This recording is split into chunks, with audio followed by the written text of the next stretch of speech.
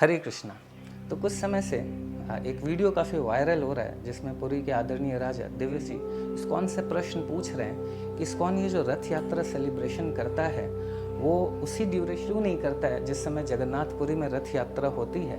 और दूसरा ये स्नान यात्रा जो भगवान जगन्नाथ का प्राकट्य है उसे भी अन्य दिन क्यों सेलिब्रेट करता है, उसी दिन क्यों नहीं करता। समग्र विश्व में इस्कॉन का मंदिर स्थापना हुए और रथ यात्रा होने लगे, साल भर वो रथ यात्रा करना शुरू कर दिए और फिर स्नान यात्रा भी करना शुरू कर दिए। ये हम सबको दुखित किया है। समग्र विश्व में जगन्नाथ प्रेमी जितने भी भक्त हैं सब इसमें बहुत ही आश्चर्यचकित हैं कि ये कैसे उल्लंघन हो रहा है। इस्कॉन है एक धार्मिक संस्था, वो आंतरिक भावना से सनातन धर्म, श्री कृष्ण परंपरा महिमा और जगन्नाथ जी के परंपरा महिमा को प्रचार करना उनका उद्देश्य है। तो ये कैसे उन्होंने एक इतना बड़ा व्यतिक्रम कर रहे हैं। वो कभी सोचेंगे नहीं कृष्ण जन्माष्टमी को साल भर किसी भी दिन वो अनुष्ठित करें, ऐसा उनका सोचना ही नहीं होगा। तो जगन्नाथ जी का जो स्नान यात्रा है, जो उनका जन्म दिवस है, कैसे वो अन्य दिनों में कर रहे हैं, ये बहुत ही आश्चर्य की बात। इसके रिप्लाई में जो स्नान यात्रा से रिलेटेड तो ये पॉइंट है कि ऐसा नहीं है कि स्नान यात्रा इस्कॉन अलग अलग समय पे करता है। डेफिनेटली जगन्नाथ जी का ये प्राकट्य है तो स्नान यात्रा सारे इस्कॉन में उसी दिन होती है जिस दिन जगन्नाथपुरी में होती है। अब बात आती है रथ यात्रा के ड्यूरेशन की। तो इससे related ISKCON India scholar board ने एक डिटेल प्रेजेंटेशन आदरणीय राजा दिव्य सिंह देव जी और जो श्री जगन्नाथ मंदिर के डिवोटीज़ हैं, स्कॉलर्स हैं, उनको दी थी। तो ये पूरा प्रेजेंटेशन इसी वीडियो के डिस्क्रिप्शन में है, आप चाहें तो इसको डाउनलोड करके पूरा स्क्रिप्चर्स के रेफरेंसेस को देख सकते हैं, जिन रेफरेंसेस के बेसिस पे जो रथ यात्रा है उसको अन्य ड्यूरेशंस में भी किया जाता है। बट स्टिल इन सारे रेफरेंसेस को एक्सप्लेन करने के बावजूद चूँकि श्री मंदिर ऐसा चाहता है कि इस्कॉन भी उसी ड्यूरेशन में रथ यात्रा को करे, तो इस्कॉन ने अपने सारे भारत के मंदिरों को ये निर्देश दिया है कि सारे मंदिरों में उसी टाइम पे रथ यात्रा हो जिस ड्यूरेशन में श्री मंदिर चाहता है। अब बात आती है भारत के बाहर के मंदिर की। तो देखिए, इस्कॉन जगन्नाथ रथ यात्रा का सेलिब्रेशन अभी 150 कंट्रीज़ में कर रहा है। इन 150 कंट्रीज़ में अलग लीगल इश्यूज़ हैं, अप्रूवल्स के इश्यूज़ हैं। कहीं पे हो सकता है कि कुछ पॉलिटिकल क्राइसिस चल रहा हो, कहीं पे इलेक्शन हो रहा हो, कहीं पे कुछ और इश्यूज़ चल रहा हो। तो इन 150 कंट्रीज़ में एक ड्यूरेशन, एक ही समय पे हर साल अप्रूवल लेना और सारे लीगल इश्यूज़ को सॉर्ट आउट करना, ये लगभग इम्पॉसिबल है। दूसरा, इन 150 कंट्रीज़ में एक्सट्रीम डिफरेंसेस हैं क्लाइमेट कंडीशंस में। कहीं पे साइक्लोन हो सकता है आ रहा हो, कहीं पे स्नोफॉल हो रहा हो, कहीं पे कुछ अलग परिस्थिति हो। तो इन 150 कंट्रीज़ में एक साथ एक समय में रथ यात्रा करना, ये भी अगेन नियर टू इम्पॉसिबल है। तो अब क्या करें? दो प्रश्न हैं, दो परिस्थितियाँ। या तो हम रथ यात्रा करें या तो रथ यात्रा भारत के बाहर ना करें।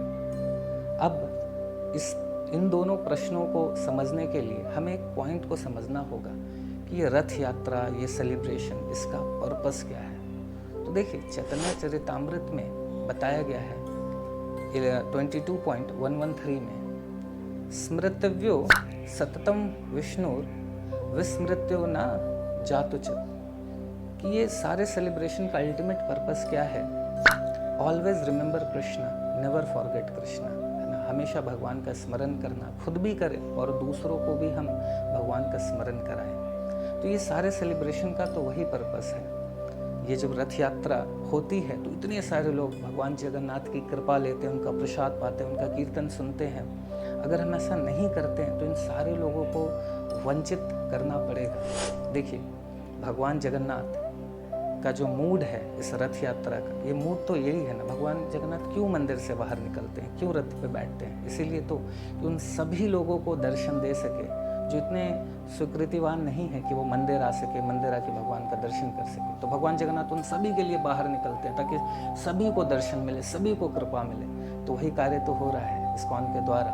जो जो जगतनाथ हैं, जगत के नाथ हैं, उनको पूरे जगत में उनको रथ यात्रा के दौरान बाहर लेके जाया जा रहा है, ताकि ऐसे करोड़ों करोड़ों जीवात्मा, करोड़ों करोड़ों ऐसे लोग जिनको कुछ नहीं पता है कौन कृष्ण है, कौन राम है, कौन जगन्नाथ, उन सभी को जगन्नाथ का प्रसाद मिल रहा है, जगन्नाथ की कृपा मिल रही है, जगन्नाथ का कीर्तन सुनने का मौका मिल रहा है। मैं आपको एक छोटा सा वीडियो दिखाता हूँ इससे रिलेटेड। हरे कृष्णा कृष्ण कृष्ण हरे हरे, हरे राम राम राम हरे हरे, हरे कृष्णा कृष्ण कृष्ण हरे हरे, हरे राम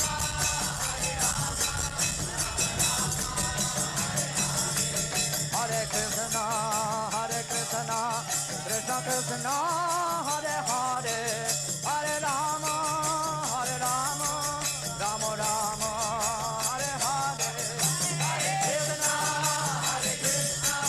कृष्ण कृष्ण हरे हरे, हरे राम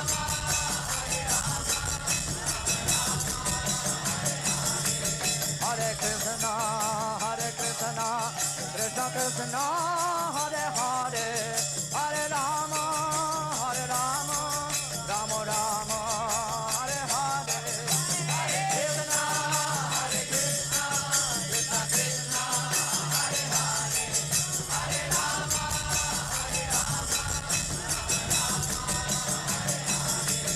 हरे राम हरे कृष्णा कृष्ण कृष्ण हरे हरे, हरे राम राम राम हरे हरे, हरे कृष्णा कृष्ण कृष्ण हरे हरे, हरे राम